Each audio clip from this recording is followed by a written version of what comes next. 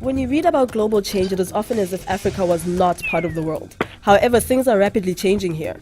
Our strengths go well beyond our traditional dependency on commodity exports, increasingly reflecting improvements in human development and good governance. Did you know that by 2030, Africa's population will be larger than China's and India's?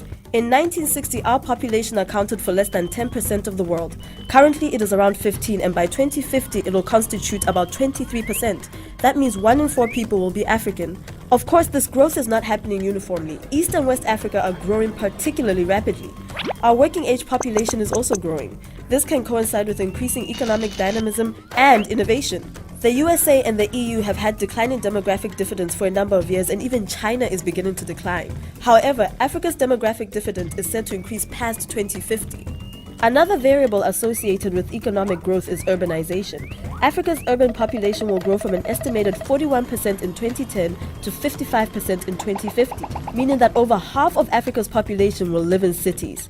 Human development is also on the rise, with literacy levels continuing to improve over the next 40 years. And communicable diseases such as malaria and HIV and AIDS are declining. African public health programs will actually need to focus on non-communicable diseases like heart disease and obesity. The incidence of these types of diseases will surpass that of communicable disease by 2048. The average African born in 2050 is even expected to celebrate her 71st birthday. Economically, Africa has recently experienced one of the highest growth rates in GDP in the world.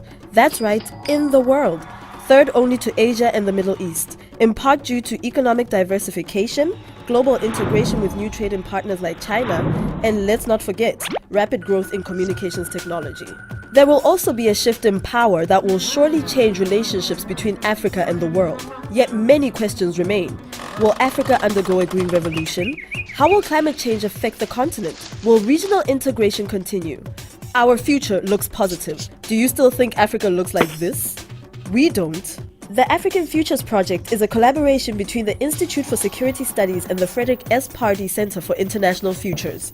We promote the exploration and identification of trends and policy interventions to advance human development and sustainability. How do we do this? By utilizing the International Futures Model, or IFS.